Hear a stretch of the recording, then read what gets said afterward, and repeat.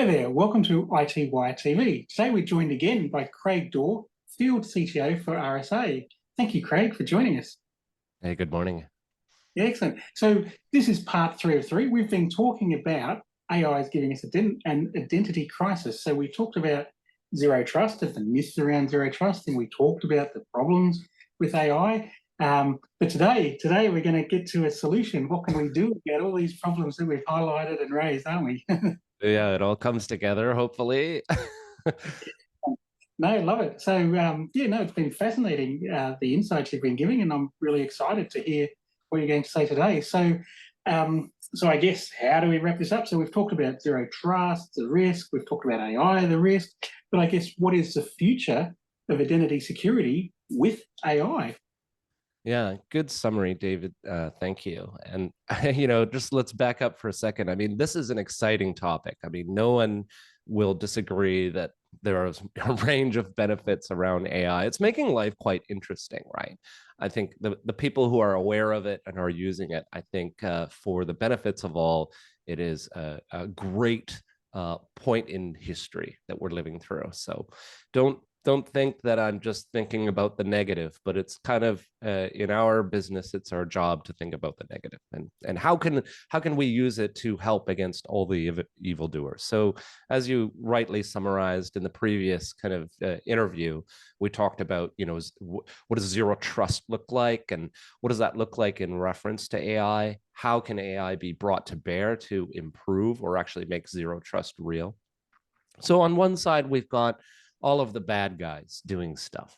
On one side, you've got polymorphic malware. We talked about this. We've got AI-driven spam or targeted phishing that are, attacking the identity, which is the identity is the most consequential attack vector. No one's denying this. It's most commonly attacked surface area, right?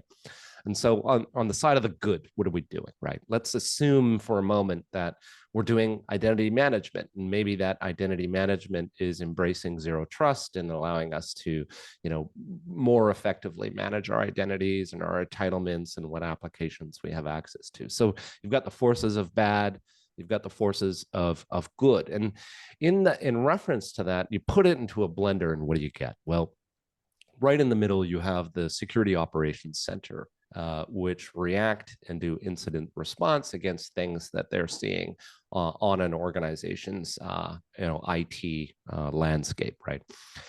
And so the SOC we've already established is quite overwhelmed, and we also talked about when it comes to real-time threats and reacting to them, the SOC might not be the best place for this to occur. Where can this occur? Well, we talked about the car being driven into a deer. Where do you want the brakes to sense that deer? You want it as close to the source of the problem as possible. And so we're doing identity and access management in context here. Where does identity related attacks, where should they live?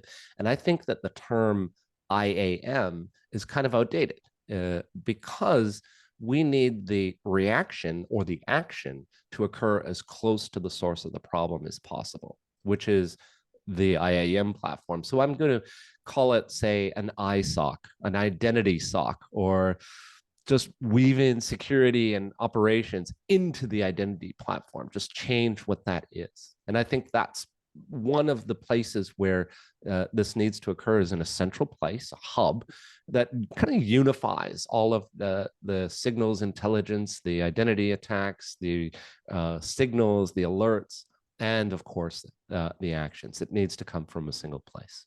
Oh, so actually that, before I ask another question, that deer analogy is quite a shocking one, but it's easily understood. I can really see what you're saying there. You've got to react, and you don't have time necessarily for data to flow up somewhere to make a decision. It has to be. Exactly. Yeah, so I like this ISOC idea you're saying. So, but of course, you mentioned just then, where the actions are initiated in this unified identity platform. So I guess, what are the actions that are needed there? Yeah, right. So actions could be like when you in reference to identity, an action can be an alert to an administrator of some identity related piece of intelligence or identity related insight. So an example of an insight might be, hey, I've got this account that has not been used for 60 days, right? And so that's a dormant account, and that dormant accounts are a really good place for hackers to go because they're not watched, they're not used, right? And so having, let's say this identity or AI endowed identity platform could actually trigger that action as an alert, or actually be fully automated where it deactivates the account or suspends it, and then deprovisions that access into all of the downstream applications that the account has access to. So basically, putting a kind of a shell around the identity and a watcher, which is kind of what a SOC would do, right? But they don't do that for identity, right? They just do it holistically for the whole network. So actions can be alerts, insights, and automation, right, around these things. Okay. And are these actions, I guess, are these going to be in Copilot mode, or can they be fully automated? Yeah, I guess ideally speaking, they would be automated, right? Copilot is a term that's come out recently in reference to OpenAI's ability to help you generate code. And now Microsoft has embraced this concept and baked it into Windows 11. You can have literally a AI Copilot within your operating system to do things, automate things, right? Pretty powerful stuff. So Copilot is definitely a valid place for identity-related stuff, for sure.